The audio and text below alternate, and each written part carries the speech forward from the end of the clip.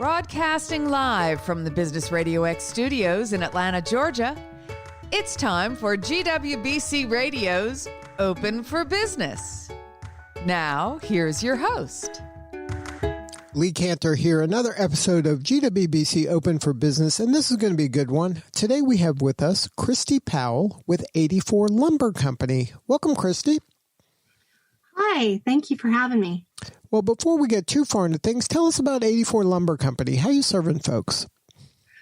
So 84 was founded in 1956, and it's the nation's leading privately held building materials and service supplier. Owned by a female, today the company, with over $4 billion in annual sales, encompasses about 250 locations, and it employs 5,600 people.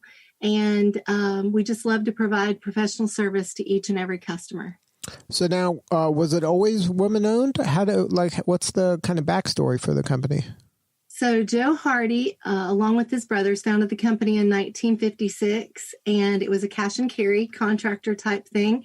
And Maggie, his daughter, was very involved in the company, and in 1992, she became the president. It's Maggie Hardy Knox. Now, was that something that was always the plan? I don't know that it was always the plan, but Maggie has been on the job site since she was a little bitty girl. So I think it's probably been in the back of their minds to be a family. It is a very much family-owned business.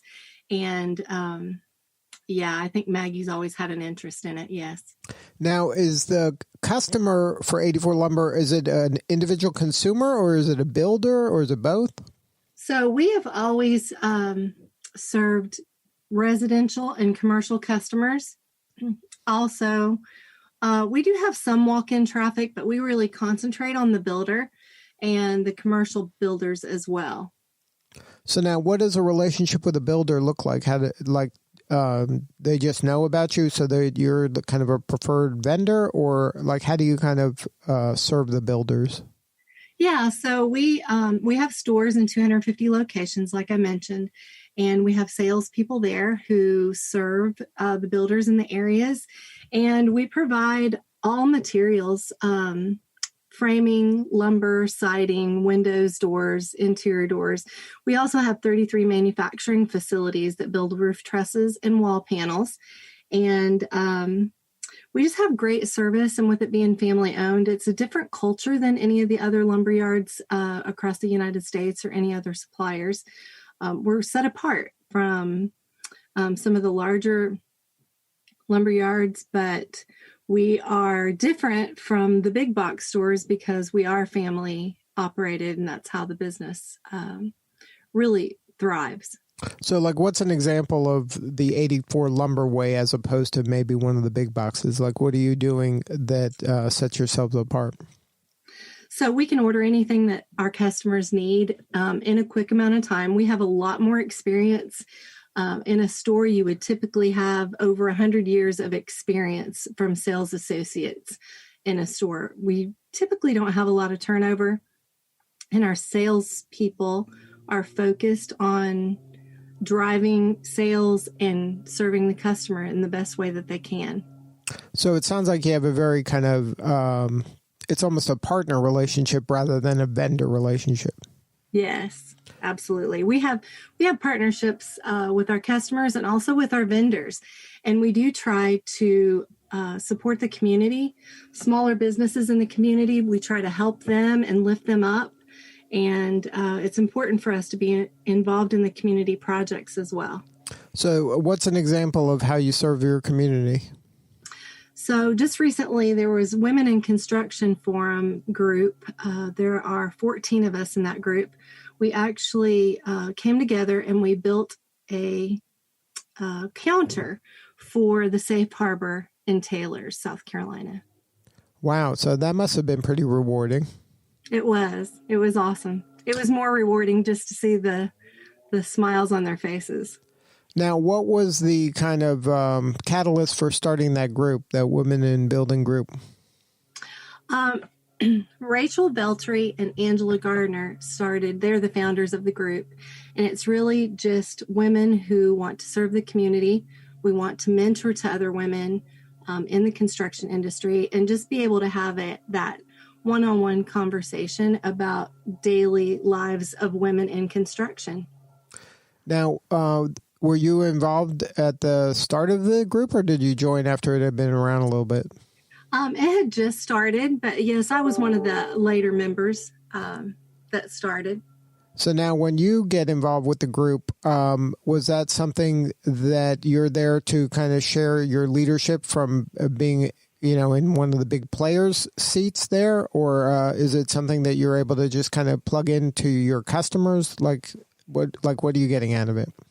Anything that really and truthfully, it's really conversation that we have together about job sites and how they're going and what we can do to be better at it. We talk about products. We talk about serving the community. We talk about helping other women. And really, it's a collaboration of ideas when we all get together. Now, another women's group you're a part of is the Greater Women's Business Council. Can you talk about why it was important for you to get involved with that group? Absolutely. We held a national certification as a WBE, and it's really important to us to help with the government contracts and being able to provide diversity spending dollars, either whether it be a goal or a requirement. We're able to do that with 84 Lumber Company on projects where our customers need us. So that's an example where being certified is a real tangible benefit. You're getting opportunities because of that certification?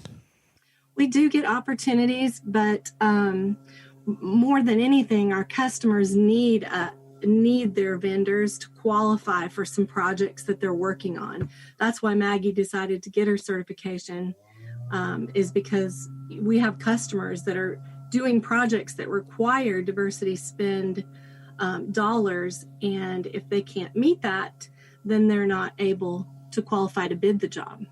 Now, does that also trickle down to you that you're able to hire kind of women-owned businesses also? Like, do you have a spend as well that you have to do that you can then hire some of the women vendors? We try in every community to help women and minorities with partnering with projects, yes. So it sounds like it's just part of the DNA of the company to serve and give back and look to really be kind of useful to whoever, whether it's your clients or your customers. Yes, absolutely. So now, as being part of the team, what's the most rewarding part for you? Because it's a woman-owned business, and I would imagine a male-dominated kind of industry. Yeah, it's very much male-dominated. The rewards for me personally is just working for a company that cares so much about other people. Maggie and our team at 84 Lumber, we do a great job of nurturing the culture that we're in and just supporting people in their role in business. And being a woman, there's really no ceiling for us. And being owned by a woman has helped us be able to move up, to move on, to explore things that we've not explored before. Being in the construction industry, as you know, there's not a lot of women that are in the construction industry. So it just opens a lot of doors for us to be able to do things that we're good at. We're organized and we're nurturing. So we care about the jobs. We care about getting done on time. We care about the component manufacturing facilities, building the trusses the correct way. We care about the door shops and the doors that we produce. We care about the engineered wood distribution. We care about all those things. And I think that's just a natural tendency of a female in construction.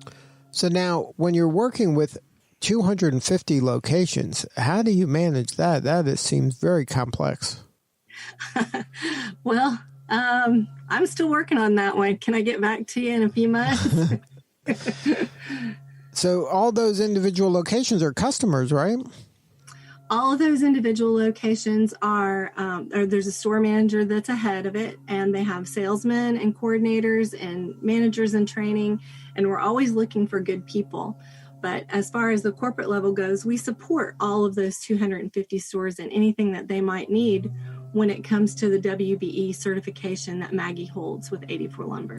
Right. So it seems like there's a lot of moving parts there in order to have everybody have a voice and be heard, and also to make sure they're getting everything they need. That's a lot of care and feeding.